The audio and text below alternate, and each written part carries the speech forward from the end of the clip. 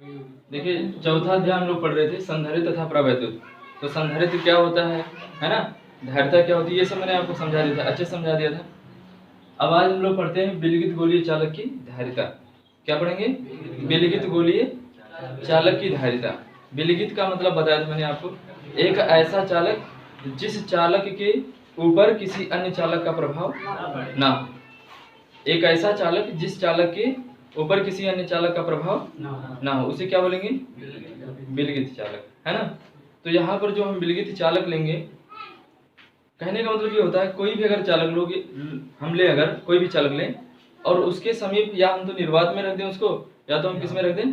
प्रावैद्युत माध्यम में रख दें। प्रावैद्युत का मतलब होता है अचालक पदार्थ में रख दें, जैसे कांच हो गया, मोम हो गया, प्लास्टिक हो गया, है ना, ईटीसी इत्यादि। तो ये सब कैसे पदार्थ हैं? प्रावैद्युत पदार्थ हैं। कैसे हैं?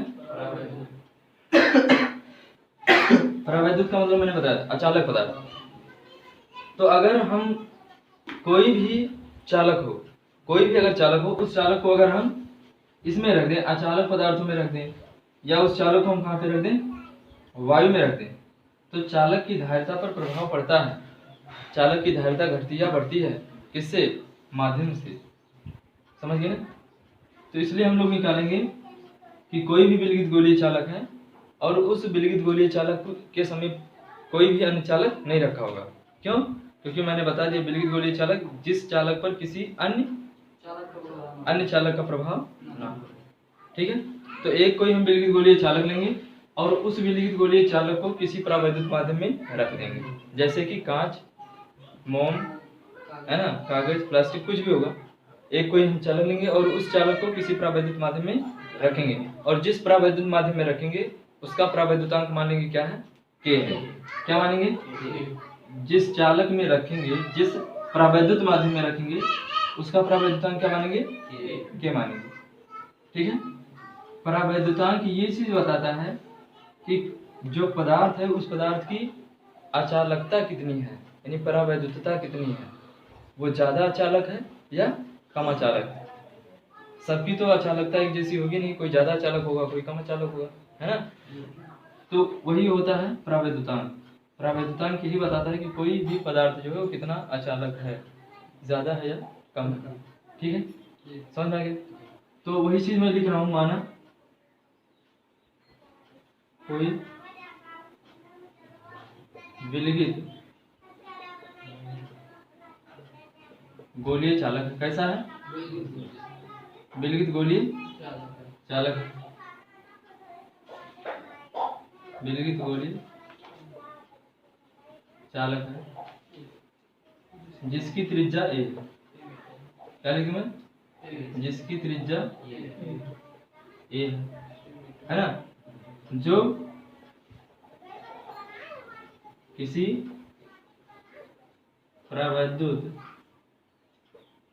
प्रावैद्युत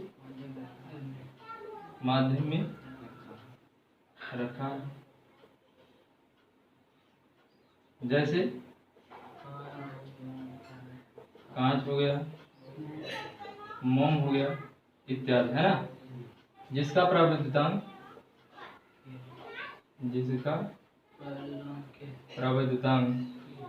क्या है भाई? के है ना, जिसका प्रावैद्युतांक के है। अब हम क्या कर रहे हैं? इस विलगित गोलीय चालक को आवेश देंगे। क्या देंगे? चार्ज देंगे। और जैसे ही हम इस विलगित गोलीय चालक, जैसे स्फेरिकल है, मान लो ऐसे एक लोहा है, गोला बीच में खाली है ना, ऐसे गोले टाइप का। अब जैसे इस गोले को हम क्या करेंगे? चार्ज देंगे। वो चार्ज क्या होगा? इसकी पूरी संपूर्ण पृष्ठ पर फैल जाएगा। क्या होगा? इसके संपूर्ण पृष्ठ पर फैल जाएगा। ठीक है, तो वही लिखा हमारा कोई विलगित गोलीय चालक है जिसकी त्रिज्या है। अब लिखेंगे विलगित गोलीय चालक को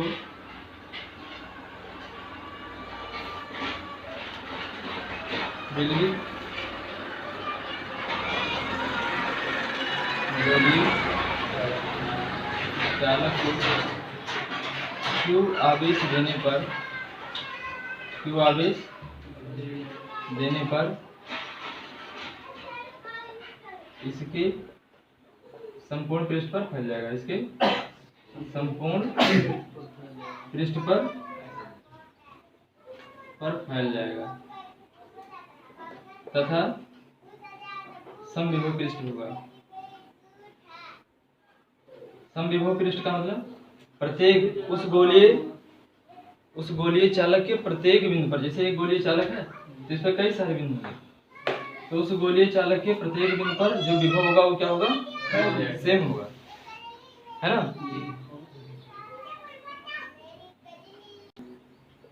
होगा, है ना। समझ गए समविभव पृष्ठ क्या होगा, क्योंकि हर जगह पर दूरी क्या है भाई, गोलीय चालक है ना, तो गोलीय चालक की रेडियस ही मान लिया, तो प्रत्येक जगह पर क्या है, रेडियस है ना, तो हर जगह पर जो इसकी डिस्टेंस होगी समान होगी, तो इसलिए प्रत्येक बिंदु पर क्या होगा, जो विभव होगा वो क्या होगा, समविभव पृष्ठ होगा। ठीक है। अब देखिए, जैसे आपने ये आवेश रखा होगा, इस आवेश के कारण वैद्युत क्षेत्र आया होगा, तो जो वैद्युत क्षेत्र होता है, ठीक है, जो वैद्युत क्षेत्र आएगा तो उसमें क्या होगा, वैद्युत बल रेखाएं आएंगी।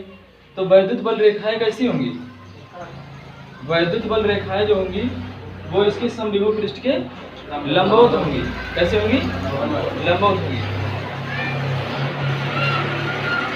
तथा वैद्युत बल रेखाएं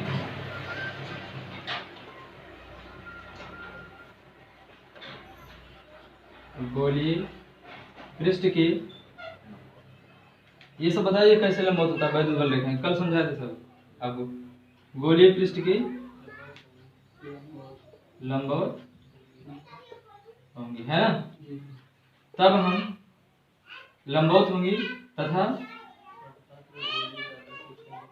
तथा गोलीय चालक के केंद्र से आती हुई प्रतीत होंगी, तथा गोलीय चालक के केंद्र से आती हुई प्रतीत होंगी, है ना। ठीक है, तो हम आवेश को कहाँ मान लेंगे, तब हम आवेश को गोलीय चालक के किसी भी पृष्ठ पर वैद्युत विभव निकालने के लिए आवेश को क्या मान लेंगे, गोलीय चालक के केंद्र पर मान लेंगे। तब हम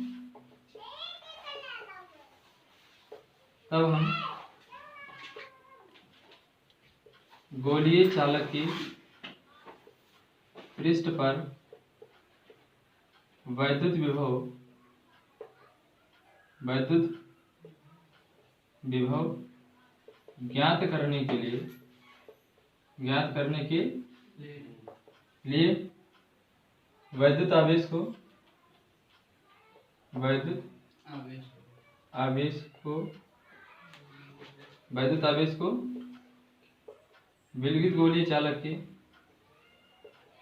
विलगित गोलीय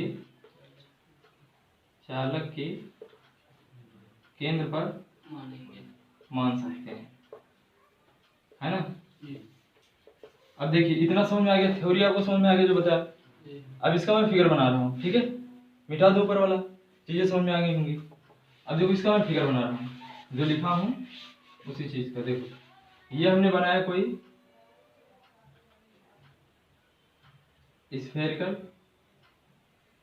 विलगित गोलीय चालक, क्या बना दिया, कोई स्फेरिकल विलगित गोलीय चालक बना दिया, ठीक है। और इस पर हमने क्या किया है, प्लस क्यू आवेश दिया। अब प्लस क्यू आवेश देंगे तो प्लस क्यू आवेश क्या होगा, इसके होल पार्ट पे स्प्रेड हो जाएगा, ठीक है।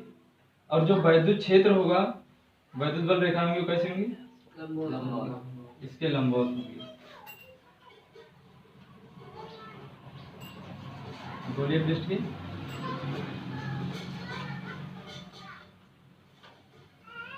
ठीक है, और इसको हम कहां से आते हुए मान सकते हैं, विलगित गोलीय चालक के केंद्र से आता हुआ मान सकते हैं, आती हुई प्रतीत होंगे।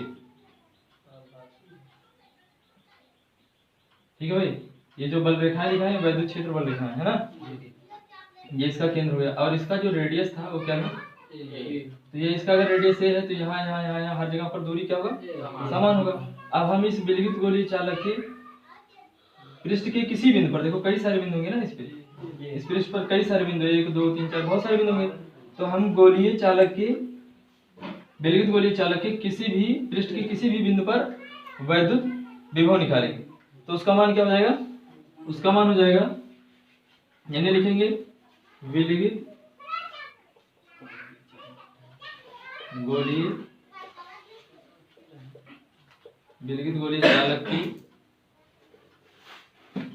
चालक की पृष्ठ के किसी भी बिंदु पर वैद्युत विभव, हर जगह पर वैद्युत विभव क्या होगा? समान होगा। समविभव पृष्ठ, मैंने बताया समविभव पृष्ठ दूरी क्या है? समान है, इसलिए समविभव पृष्ठ है, यानी हर जगह पर विभव क्या है? समान है। तो कितना हो जाएगा? B बराबर, आपने पढ़ा होगा, देखो आपको वैद्युत क्षेत्र और वैद्युत आवेश से पढ़ाया था, तो बताया था कि अगर कोई भी यहाँ पर आवेश रखा जाता है Q, तो इस आवेश के कारण क्या होगा?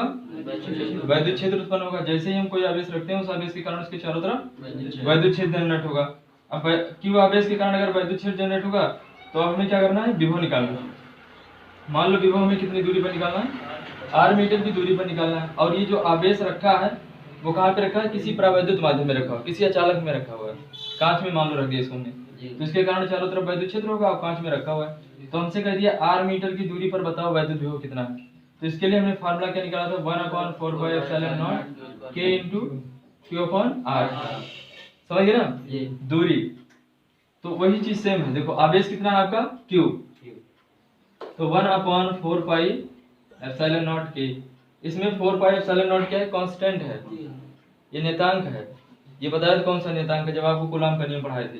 ε0 को क्या बोलते थे? निर्वात की वैद्युतशीलता। निर्वात की वैद्युतशीलता इसको बोलते हैं, परमेबिलिटी ऑफ वैक्यूम, है ना? तो यहाँ पे निर्वात की वैद्युतशीलता है into Q upon R। R का मतलब दूरी, तो दूरी कितना है? A। समझ में आ गई बात? समझ में आया ना? और किसी भी चालक की जो धारिता होती है, यानी चालक की जो धारिता होगी, किसी भी चालक की जो धारिता होती है, यानी यहाँ पर आप लिखिएगा विलगित गोलीय, समझ जाओगे क्या लिखा है? ये लिखा है विलगित गोलीय चालक की धारिता। हमें यही निकालना, तो C बराबर क्या होता है? Q/B। यही तो फार्मूला आता है, C बराबर Q/B। तो C बराबर Q की जगह पर Q ही रहने दो, और B का मान आपने कितना निकाल लिया? 4πε0 k इंटू,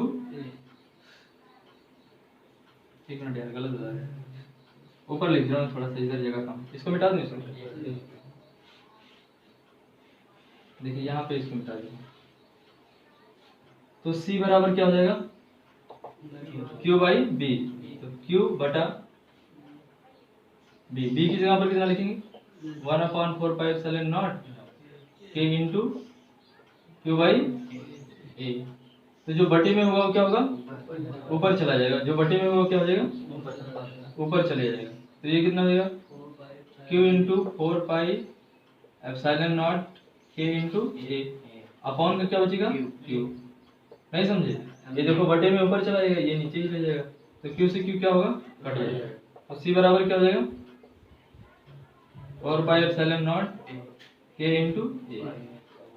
तो ये निकल गई चालक की धारिता। क्या निकला है? ये निकला है चालक की धारिता। कब? जब विलगित गोलीय चालक हमारा कहाँ पे रखा हो? जब विलगित गोलीय चालक हमारा कहाँ पे रखा हो? परावैद्युत माध्यम में रखा हो। किसमें रखा हो? परावैद्युत माध्यम में रखा हो। समझ में आ गई बात? नहीं समझे? अब यही जब विलगित गोलीय चालक हमारा कहाँ पे रखा हो?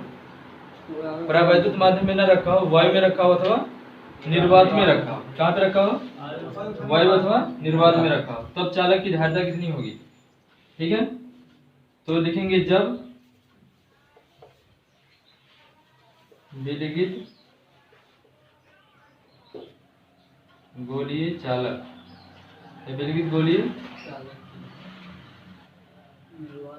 निर्वात अथवा वायु में हो। कहाँ हो? निर्वात अथवा वायु में हो। तो के बराबर कितना ले लेंगे? 1 ले लेंगे। के बराबर कितना ले लेंगे? निर्वात अथवा वायु के लिए जो परावैद्युतांक का मान होता है वो 1 होता है। कितना होता है? 1 होता है। तो C बराबर क्या बन जाएगा आपका? 4πε0 इंटू के का मान तो 1 हो गया, तो 1 से गुणा करोगे उतना ही रह जाएगा, तो बचेगा क्या? 1।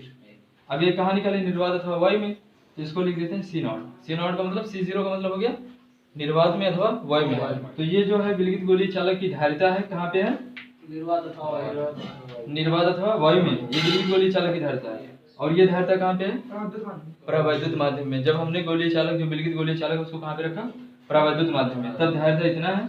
और जब यही विलगित गोलीय चालक हमारा किसमें है, निर्वात अथवा वायु में है, तो धारिता इतनी है। समझ में आया?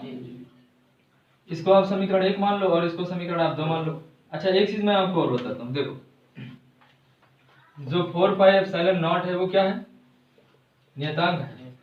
इसका मान फिक्स होता है भाई, कूलॉम का नियम पढ़ेंगे, इसका मान फिक्स होता है 1/4 पाई एप्सिलॉन 0 इक्वल्स टू 9 × 10⁹ है ना। तो ये कांस्टेंट होता है। तो जब ये कांस्टेंट है तो कांस्टेंट का मतलब क्या होता है कि जिसका मान बदले ना।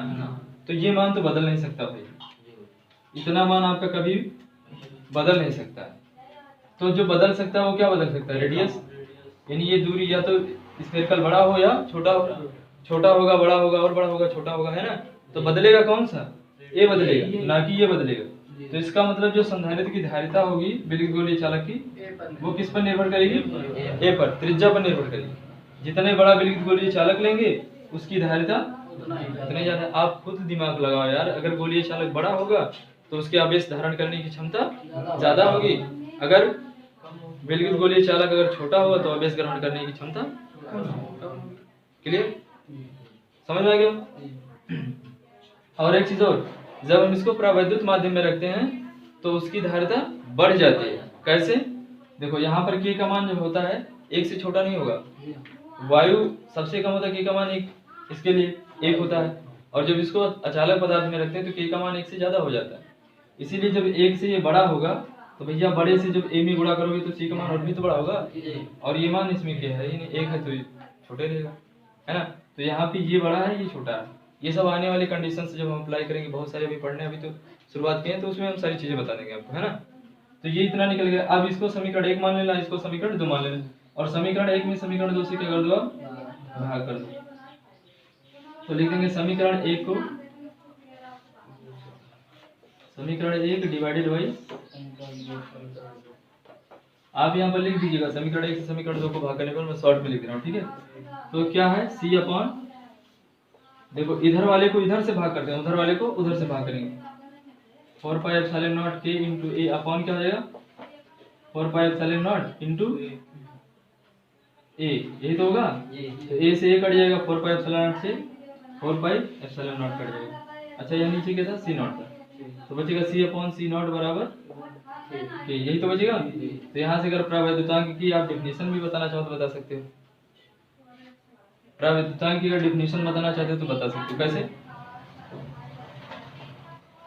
अचालक पदार्थ में रखे हुए संधारित्र की धारिता या चालक की धारिता, अचालक पदार्थ में रखे हुए चालक की धारिता तथा वायु अथवा निर्वात में रखे हुए चालक की धारिता के अनुपात को ही परावैद्युतांक कहते हैं। दोनों का अनुपात ही तो है।